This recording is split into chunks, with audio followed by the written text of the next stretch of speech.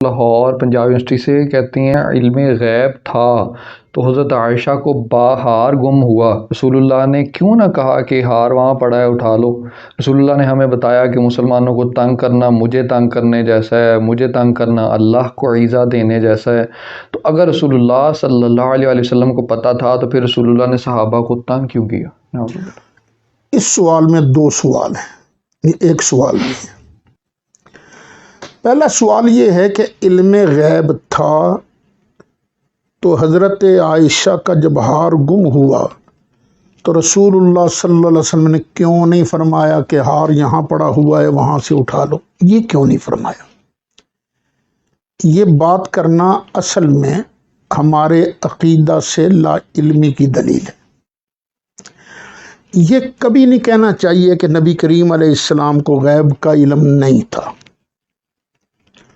بہت اچھی بات لکھی ہے مفتی محمد شفیع صاحب نے معارف القرآن کے اندر، یہ دیوبند کے اندر یہ مفتی بھی رہے ہیں۔ انہوں نے کہا یہ کبھی نہیں کہنا چاہیے، کیونکہ اس طرح کہنے سے تو نبوت کی نفی ہو جاتی ہے۔ کس طرح میں بات کو ذرا واضح کرتا ہوں، وہی غیب ہے کہ نہیں؟ بالکل ہے، وہی یقیناً غیب ہے۔ جبریل غیب ہیں کہ نہیں؟ بے شک غیب ہے۔ یقیناً غیب ہیں۔ تو اگر کہا جائے نبی کریم علیہ السلام بالکل ہی غیب نہیں جانتے تھے تو اس کا مطلب یہ ہوا کہ نہ وہ جبریل کو جانتے تھے نہ وہ وحی کو جانتے تھے۔ تو جو جبریل کو نہیں جانتا وحی کو نہیں جانتا وہ نبی کیسے ہوگا؟ تو نبوت کی نفی ہوتی ہے نا۔ تو بیٹے یہ بالکل نہیں کہنا چاہیے کہ نبی کریم علیہ السلام کو علم غیب نہیں، بس اتنا مانو کہ علم غیب تھا۔ لفظ علم نہیں بولنا، تمہاری مرضی، اور لفظ بول لو، کوئی خبر غیب کہہ لو، اطلاع علی الغیب کہہ لو، انباء الغیب کہہ لو، اظہار علی الغیب کہہ لو، جو دل چاہتا ہے کہہ لو، لیکن یہ مانو کہ سرکار پوشیدہ چیزوں کو جانتے تھے۔ اب دوسرا مطلب یہ ہے کہ کیا ہر غیب کی چیز کو جانتے تھے؟ اس میں علماء اہل سنت کا اپنا اختلاف ہے۔ اتنا تو یقینی ہے، جو بندہ یہی نہیں مانتا کہ رسول اللہ صلی اللہ علیہ وسلم کو غیب کا علم بالکل نہیں تھا، جو یہ کہتا ہے تو بالکل بے ایمان ہو گیا نا۔ لیکن جو کہے کہ ہاں نبی کریم علیہ السلام کو غیب کا علم تو تھا لیکن سارا نہیں تھا، بس اتنا ہی تھا جتنا اللہ نے بتا دیا تو اس نے حق کہا ہے، اتنا ہی ہے جتنا بتا دیا، اس سے زیادہ کہ ہم بھی قائل نہیں ہیں۔ لیکن اب آگے اختلاف ہے کہ کیا خمس کا علم بھی اللہ تعالیٰ نے نبی کریم علیہ السلام کو دیا تھا کہ نہیں؟ قیامت کا علم بھی نبی کریم علیہ السلام کو دیا تھا کہ نہیں؟ اس میں علماء اہل سنت کا اپنا اختلاف ہے۔ کئی علماء اس طرف گئے ہیں کہ 5 چیزوں کا علم بھی سرکار کو نہیں دیا گیا تھا۔ اکثر علماء یہ کہتے ہیں قیامت کا علم نہیں دیا گیا تھا۔ ہم ان کے ساتھ کوئی جھگڑا نہیں کرتے، بھائی ٹھیک ہے، ان کے اپنے دلائل ہیں۔ ہمارا تو اپنا ایک مزاج ہے کہ کسی چیز کے 2 پہلو، اور ایک پہلو ہو شان والا اور دوسرا پہلو وہ ہو جس میں اتنی شان نہ ہو۔ ہم دلائل خواہ کمزور ہی کیوں نہ ہوں، شریعت سے نہ ٹکراتے ہوں، تو ہم شان والا پہلو مراد لیتے ہیں۔ چونکہ کسی چیز کا علم ہونا شان ہے، ہم وہ شان والا پہلو مراد لیتے ہیں۔ اور یہ نہیں کہ ہمارے پاس دلائل کوئی نہیں ہے، ہمارے پاس دلائل بڑے ہیں، لیکن یہ کفر اور اسلام کا مسئلہ نہیں ہے۔ رہا یہ کہ حضرت عائشہ کا ہار گم ہوا تھا، تو یہ ہار جب گم ہوا تھا تو کیا اس وقت قرآن پورا نازل ہو چکا تھا؟ نہیں، یہ تو 6 ہجری کی بات ہے، اور قرآن تو مکمل ہوتا ہے سن 11 ہجری میں۔ تو ہم جو کہتے ہیں نا کہ سرکار کو اللہ تعالیٰ نے ہر چیز کا علم دیا تھا، تو نزول قرآن کی تکمیل کے بعد کا دعویٰ کرتے ہیں، پہلے نہیں۔ تو یہ ہار پہلے گم ہوا تھا، اس لیے ہم پر اعتراض بھی کوئی نہیں بنتا۔ اب دوسری بات آئیے، کبھی کبھی ایسے ہوتا ہے کہ بندے کو پتہ ہوتا ہے یہ چیز کہاں ہے، لیکن پھر بھی وہ اس کو تلاش کرواتا ہے، تلاش کرتا ہے۔ کیوں؟ اس لیے کہ جو مقصود ہوتا ہے وہ اس تلاشی کے بغیر حاصل نہیں ہوتا۔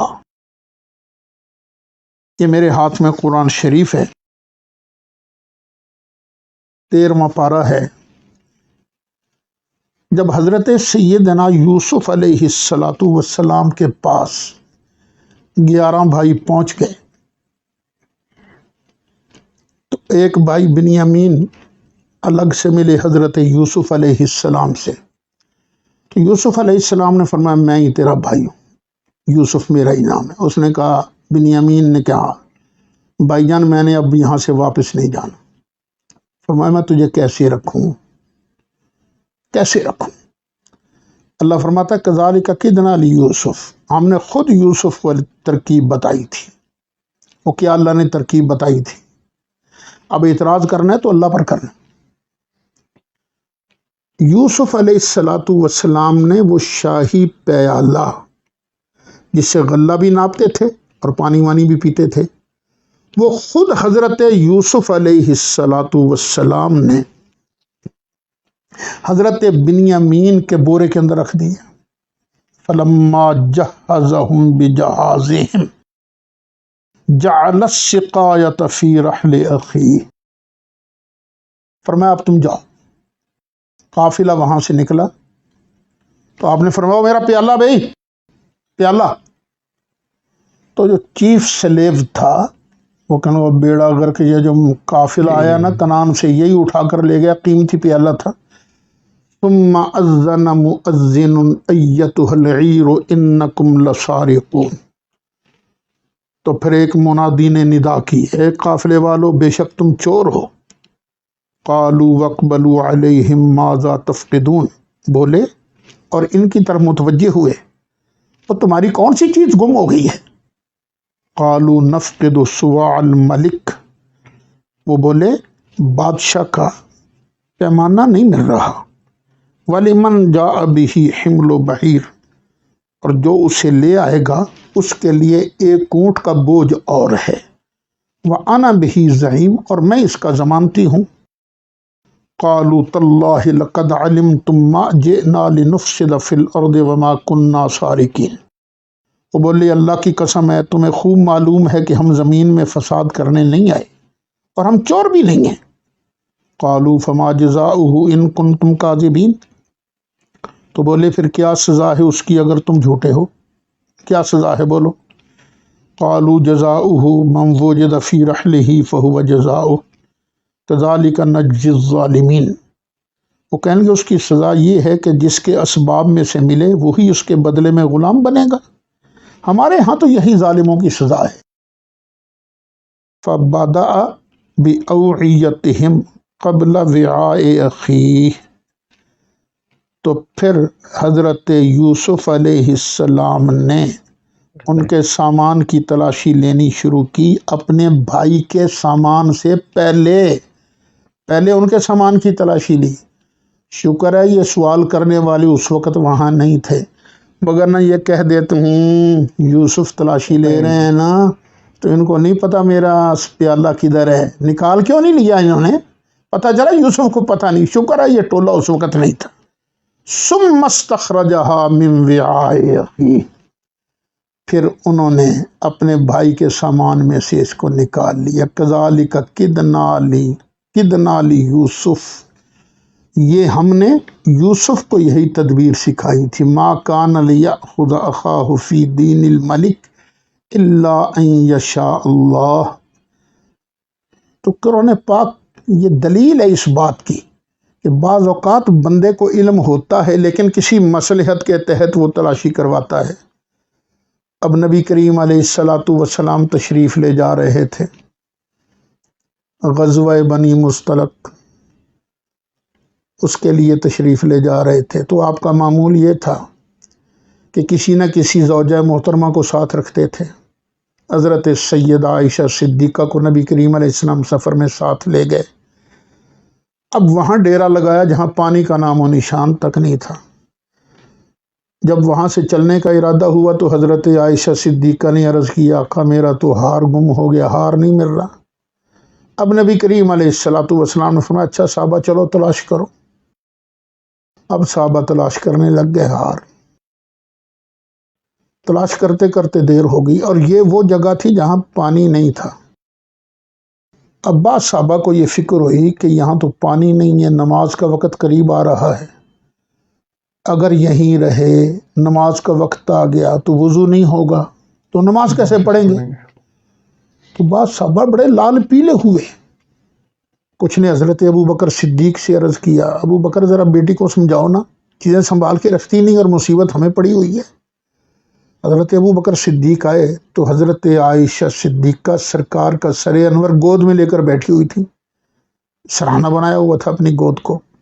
حضرت ابو بکر صدیق نے حضرت عائشہ صدیقہ کو گپ بھی ماری۔